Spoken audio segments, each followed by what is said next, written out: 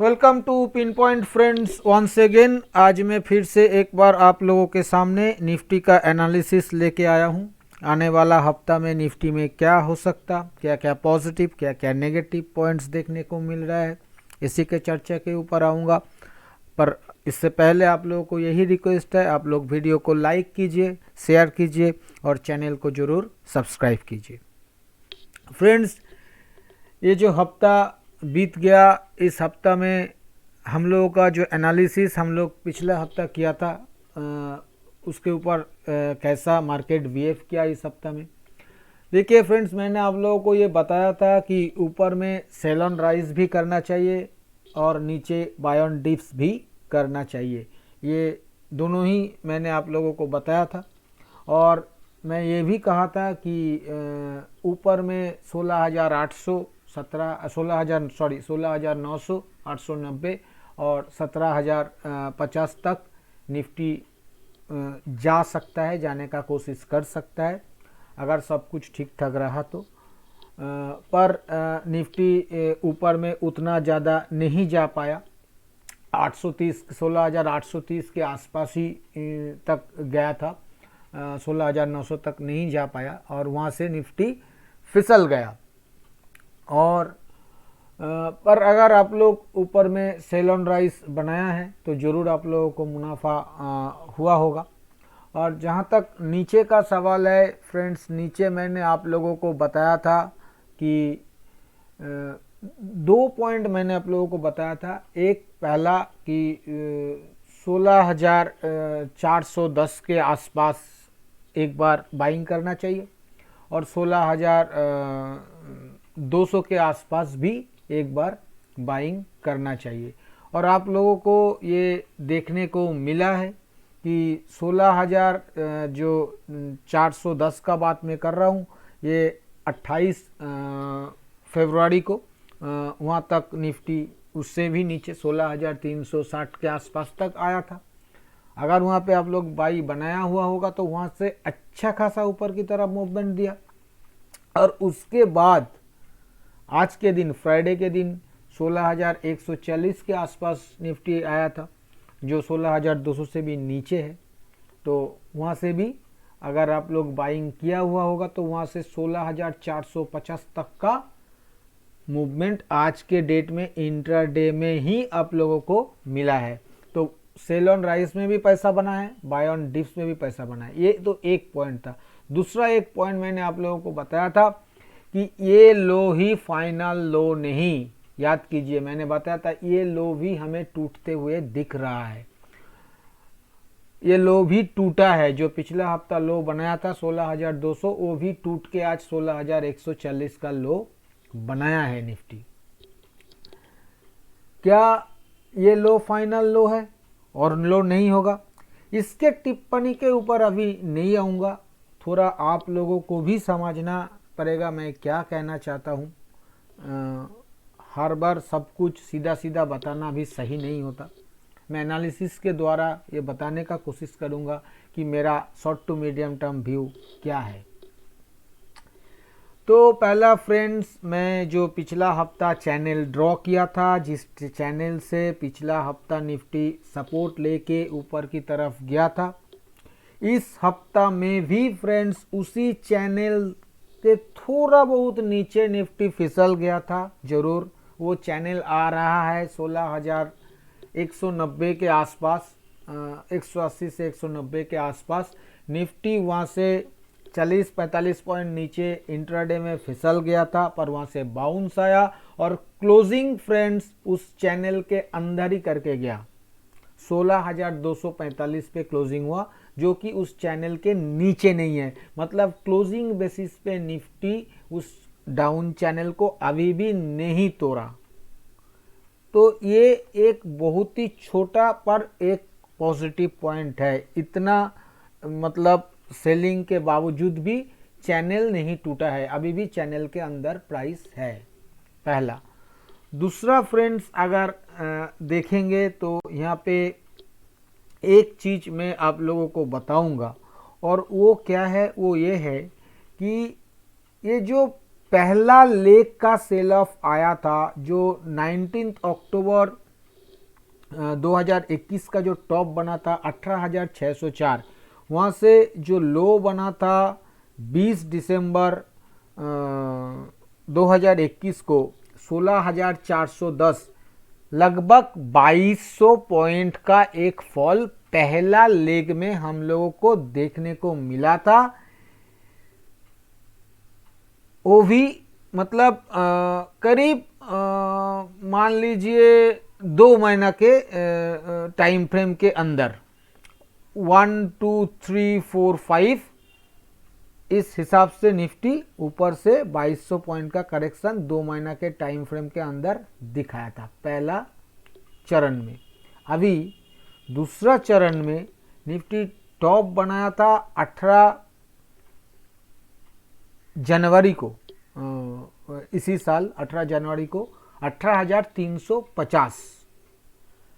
वहां से आज का जो लो लगा है 16,134, मोटा मोटा 2200 पॉइंट का ही करेक्शन, ये 2215 पॉइंट का करेक्शन ऊपर से दूसरा चरण में भी देखने को मिल गया हम लोगों को। और वो भी 1 2 3 4 5 फॉर्मेशन के जरिए ये करेक्शन निफ्टी ऑलरेडी कर चुका है।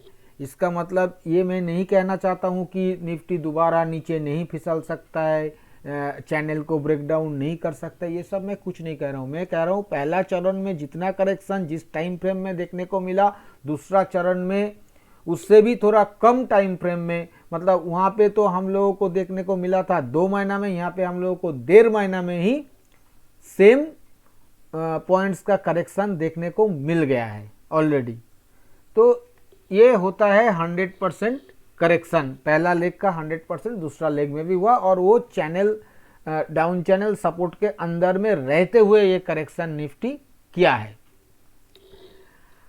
इसके साथ साथ फ्रेंड्स मैं आप लोगों को एक छोटा पॉजिटिव पॉइंट ये भी बताऊंगा कि ये जो करेक्शन हो रहा है अभी आज के डेट में, जो कैंडल बना है ये एक स्पिनिंग बॉटम जैसा कैंडल बना है। एक स्पिनिंग बॉटम, मैं क्यों जैसा कह रहा हूं, क्योंकि रियल बॉडी थोड़ा सा और नैरो होता तो अच्छा होता, पर फिर भी ये एक स्पिनिंग बॉटम जैसा कैंडल है। और ये स्पिनिंग बॉटम एक रिवर्सल कैंडल होता है, ट्रेंड के अगेंस्ट में काम करता है। मतलब ये अगर नीचे की तरफ बन रहा है तो प्राइस को ये ऊपर की तरफ घुमा सकता है, पर इसके लिए कंडीशन बहुत लंबा है, क्योंकि इसका जो पहला वाला कैंडल है उस कैंडल का हाई टूटने के बाद ही ये अपना एक्ट करना चालू करेगा। बहुत लोगों को ये पता है कि शायद इस कैंडल का हाई, मतलब जो आज का हाई है 16,455, ये टूटने के बाद ही ये एक्ट करेगा, ऐसा नहीं। एज पर रूल ये प्रीवियस कैंडल का हाई तोड़ना चाहिए, पर वो अभी बहुत लंबा बात, बहुत दूर का बात, मैं ऐसा नहीं बता रहा हूँ। मैं सिर्फ इतना कहना चाहता हूँ कि एक थोड़ा सा छोटा एक पॉजिटिव पॉइंट है एक स्पिनिंग बॉटम बनना ट्रेंड के नीचे में। इसके साथ साथ फ्रेंड्स मैं आप लोगों को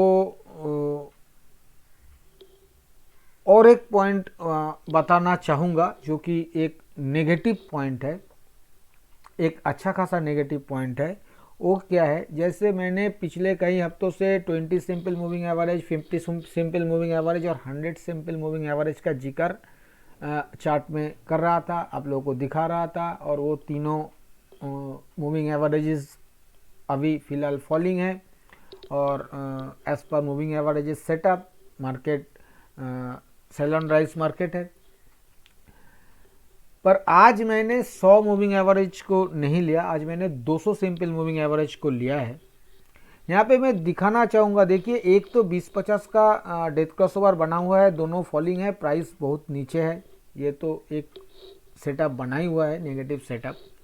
इसके साथ साथ ये जो 20 और 200 सिंपल मूविंग एवरेज, ये दोनों फिलहाल खड़ा है, 20 खड़ा है 17,047 पे और 200 खड़ा है 16,936 पे, 110 पॉइंट का दूरिया है। हमें ऐसा लग रहा है कि आने वाला 3 से 4 सेशंस के अंदर ये डेथ क्रॉसओवर बन जाएगा। ये एक बहुत खतरनाक पैटर्न है। 20 और 200 अगर डेली चार्ट में डेथ क्रॉसओवर बनता है तो ये एक बहुत ही खतरनाक सिग्नल है।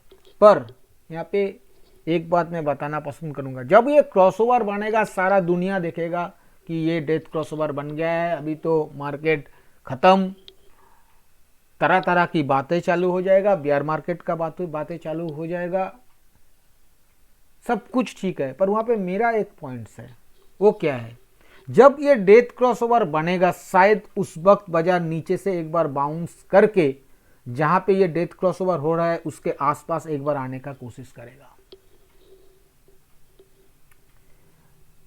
कोई बड़ा गिरावट करने से वो जो डेथ क्रॉसओवर के वजह से जो लंबा गिरावट आने वाला दिनों में हम लोगों को देखने को मिलेगा, शायद उससे पहले एक काउंटर बाउंस मिलेगा, जो काउंटर बाउंस शायद ये जहां पे डेथ क्रॉसओवर करेगा 16,900, 9,500, 17,000 के आसपास, उसी के नजदीक 100-200 पॉइंट इधर उधर एक बार प्राइस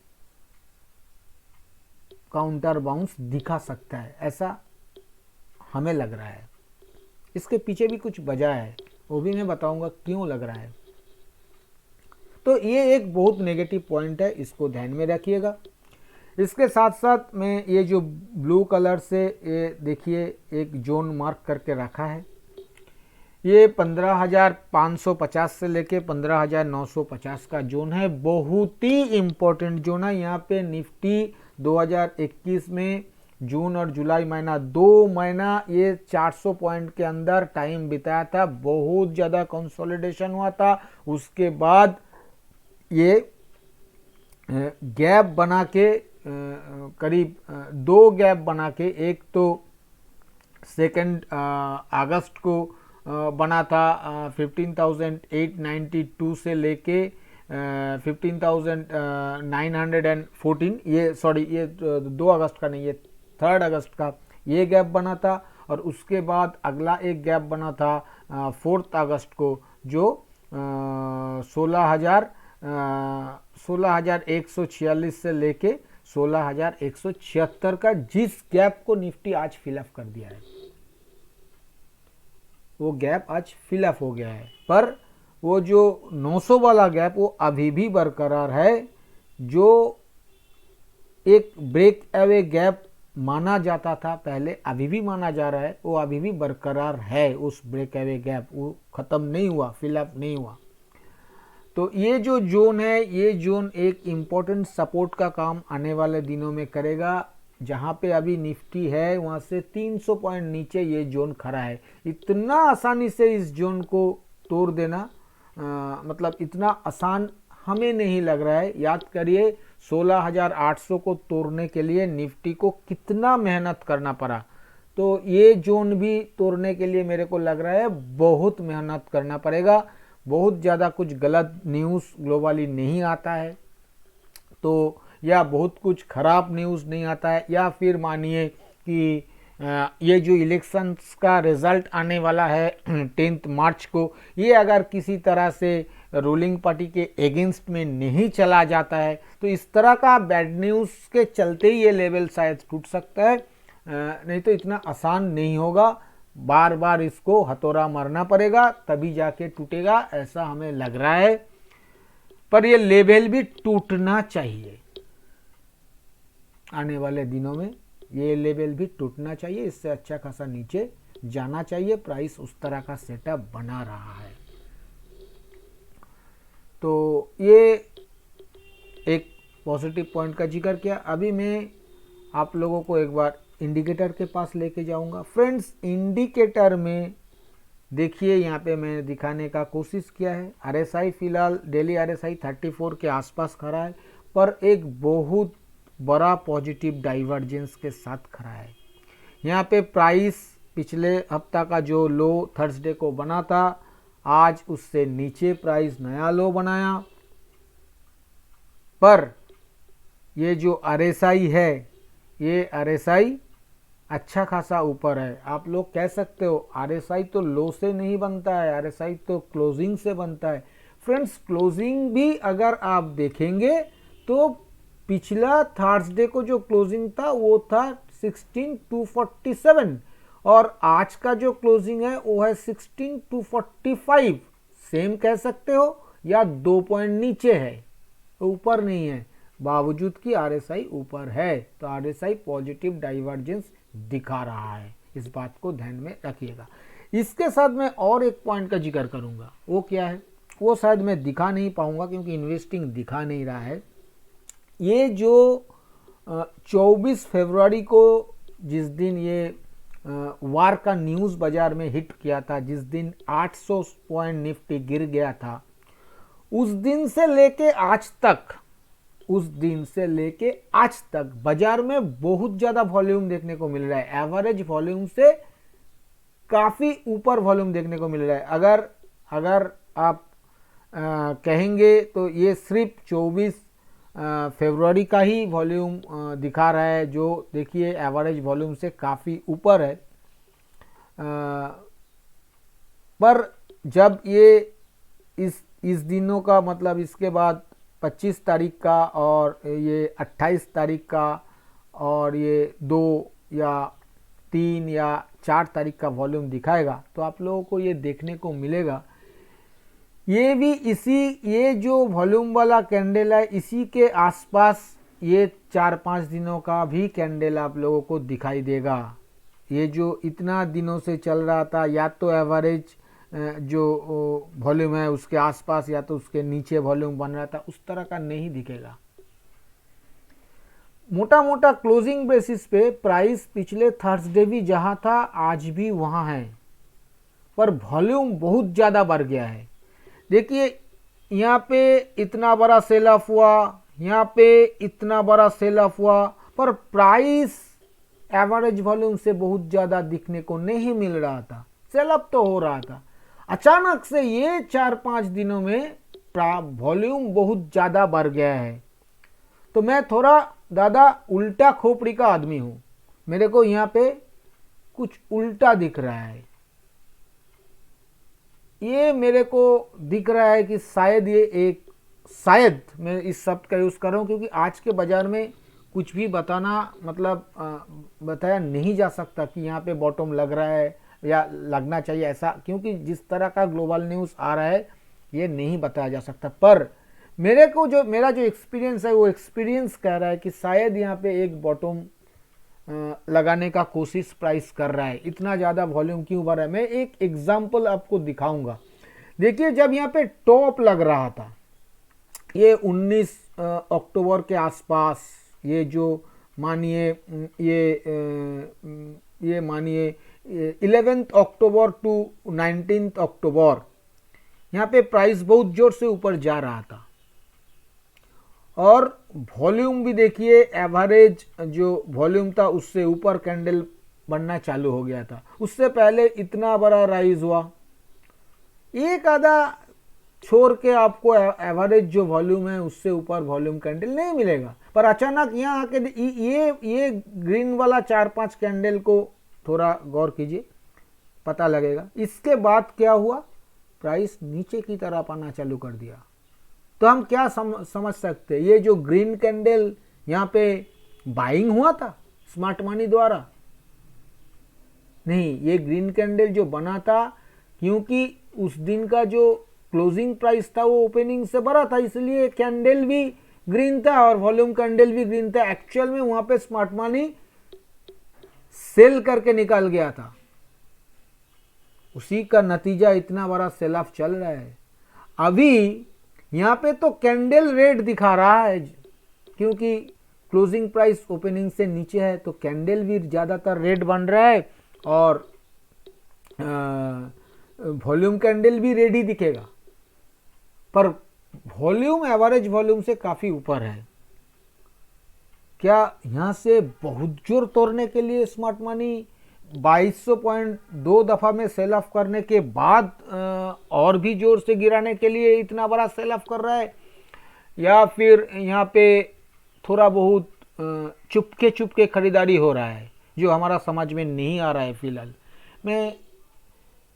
मैं इसी के ऊपर थोड़ा गौर कर रहा हूँ, इसी को थोड़ा देख रहा हूँ कि हो एक बार के लिए देखिए, क्योंकि ऊपर से 2200 पॉइंट का करेक्शन हो गया, नीचे 15,900 का इतना बड़ा सपोर्ट लेवल खड़ा है, तो यहाँ पे थोड़ा बहुत रिस्क तो लेना चाहिए एक काउंटर बाउंस के लिए। पर इस बात को मत भूलिएगा, जो भी बाउंस आएगा वो काउंटर बाउंस ही होगा।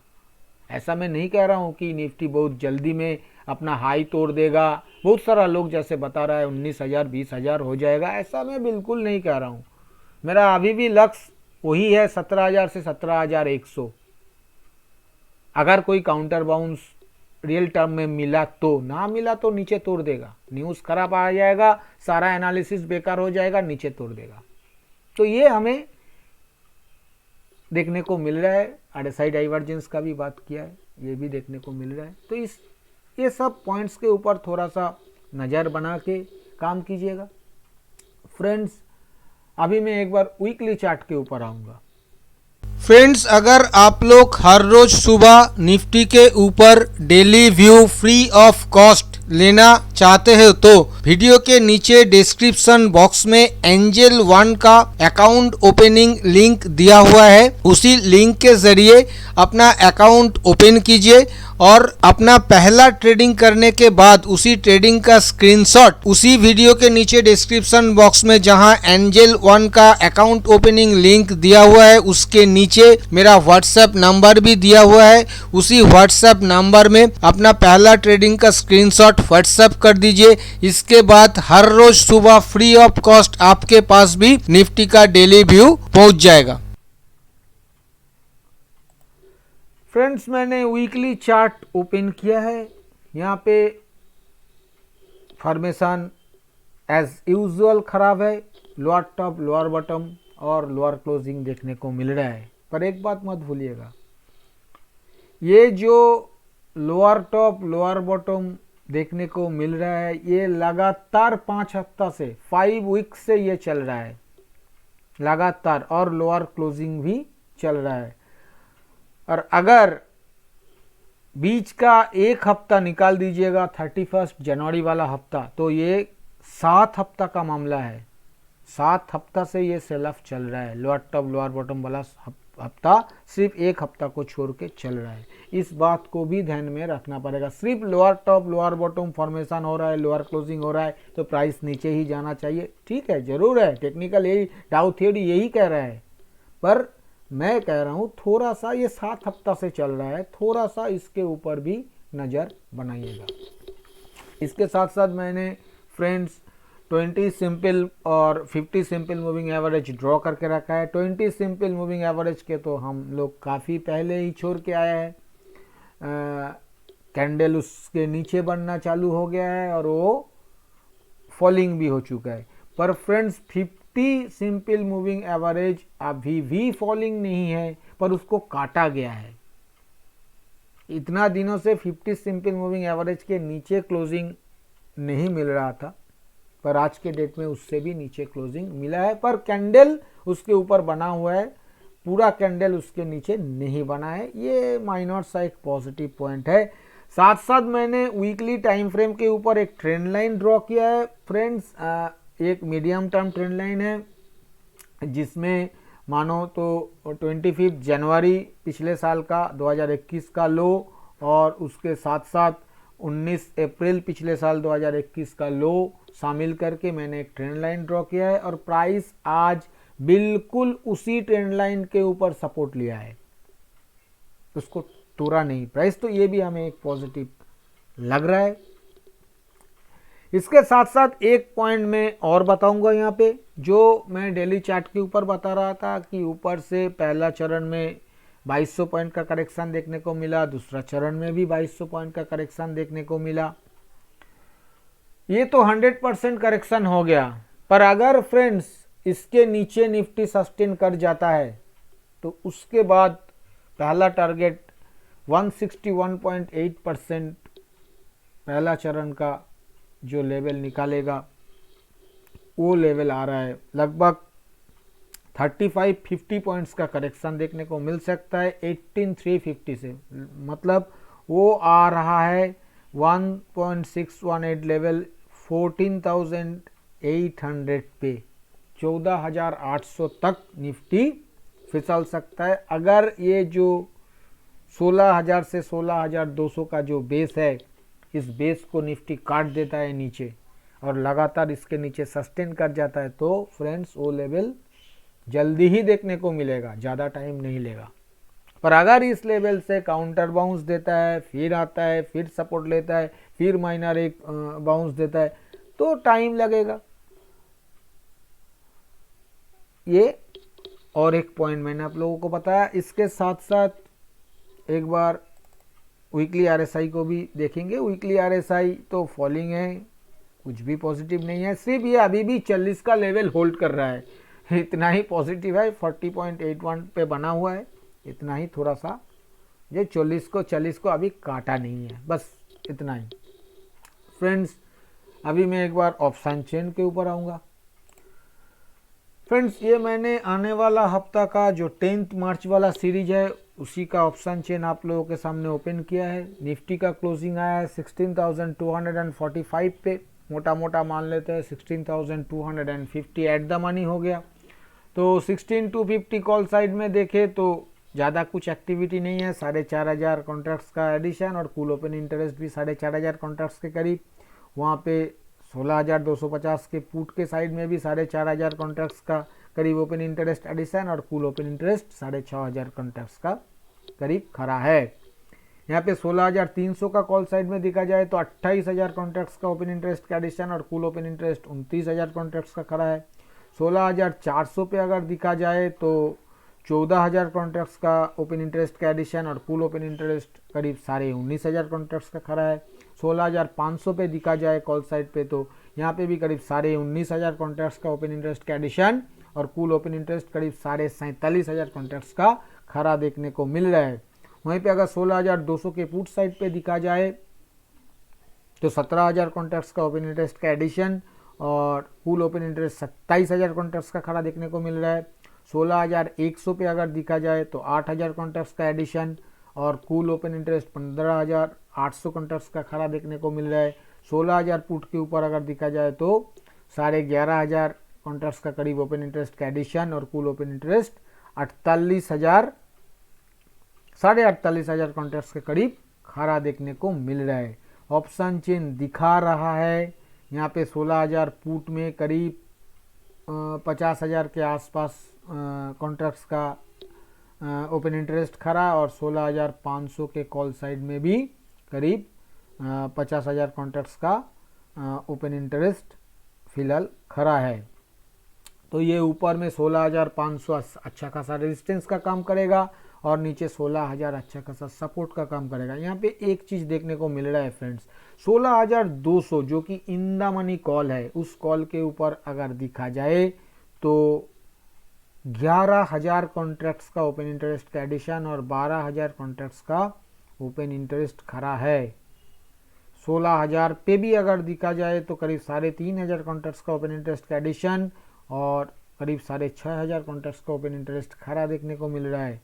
16,100 पे भी करीब 2,000 कॉन्ट्रैक्ट्स का एडिशन और करीब 2,000 कॉन्ट्रैक्ट्स का ही ओपन इंटरेस्ट खड़ा देखने को मिल रहा है।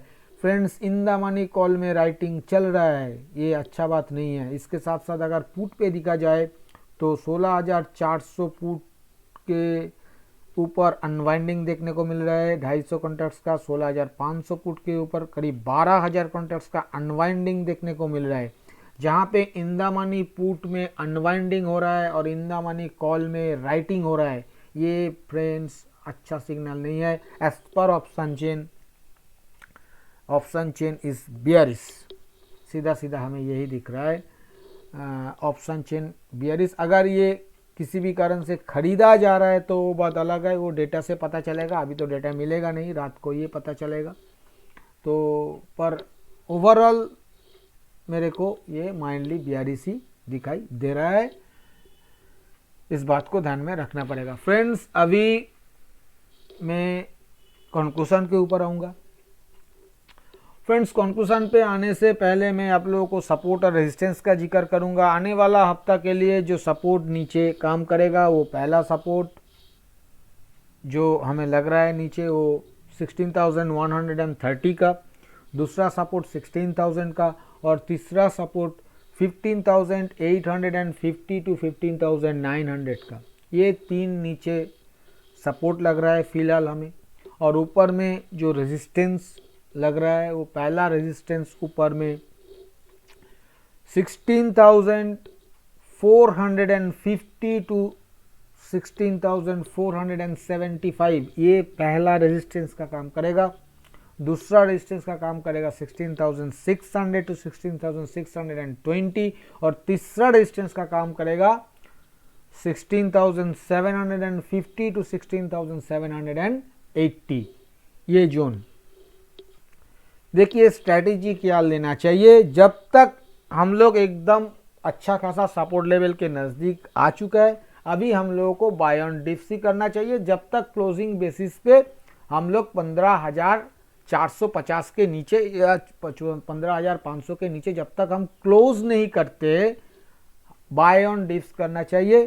पर एक बात ध्यान में रखिएगा, वोलेटिलिटी बहुत बढ़ गया है। अभी 50-60 पॉइंट के स्टॉप लॉस के साथ बाय ऑन डिप्स कितना फ़ायदा देगा ये मैं नहीं कह सकता। मिनटों में 100-150 पॉइंट इधर उधर हो रहा है, तो स्टॉप लॉस बड़ा करना पड़ेगा, टारगेट भी बड़ा करना पड़ेगा।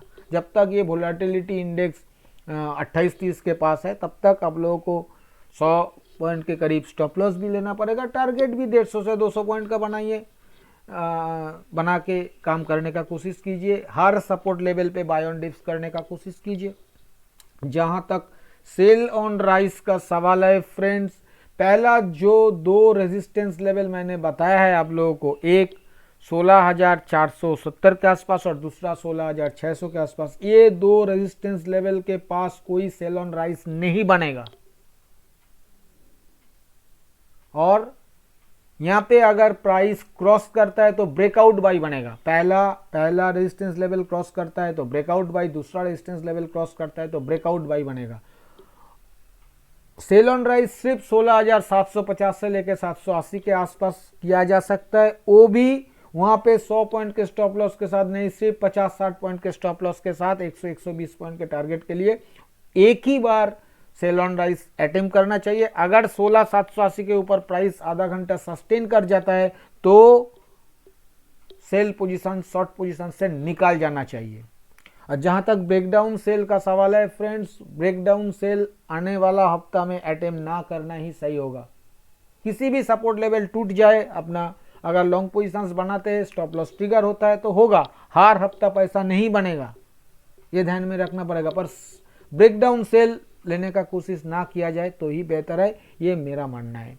फ्रेंड्स, मैंने आप लोगों के साथ जो भी इस वीडियो में एनालिसिस चर्चा जो भी आप लोगों के साथ शेयर किया है, ये सभी सारे व्यू मेरा खुद का एनालिसिस के ऊपर लिया हुआ मेरा पर्सनल व्यू है, ये कोई बाय सेल रिकमेंडेशन नहीं है। और क्योंकि मैं कोई सेबी रजिस्टर्ड एनालिस्ट नहीं हूँ, इसलिए आप लोग इसके ऊपर किसी भी रियल ट्रेड लेने से पहले अपना खुद का फिनेंशियल एडवाइजर का सलाह लेके ही रियल ट्रेड लीजिएगा। और अगर वीडियो आप लोगों को पसंद आया तो वीडियो को लाइक और शेयर करना मत भूलिए।